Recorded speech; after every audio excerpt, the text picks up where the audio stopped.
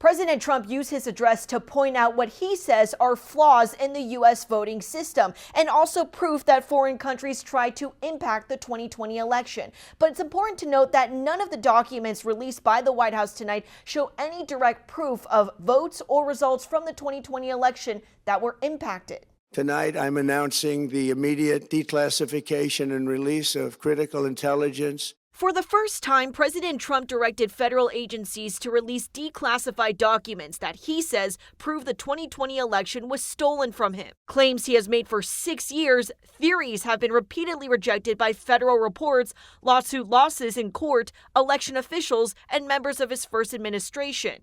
In one set of released documents, President Trump claimed that voting machines and other infrastructure in the U.S. could be exposed to attacks. We assess that centralized election-related data repositories, such as voter registration databases, poll books, and other official election websites, are most vulnerable to exploitation and adversaries. But our partners at PolitiFact say previous government reports looked into claims that machines were hacked. Experts saying there were no known instances of successful foreign interference targeting election infrastructure in an attempt to change an election's outcome. In other documents, President Trump zeroed in on China, alleging the country had accessed millions of U.S. voter data, including phone numbers and political party preferences. The People's Republic of China carried out what is believed to be the largest compromise of election data in history. But PolitiFact says that claim conflicts an announcement made by intelligence agencies during his first term as president. At that time, officials announced that malicious actors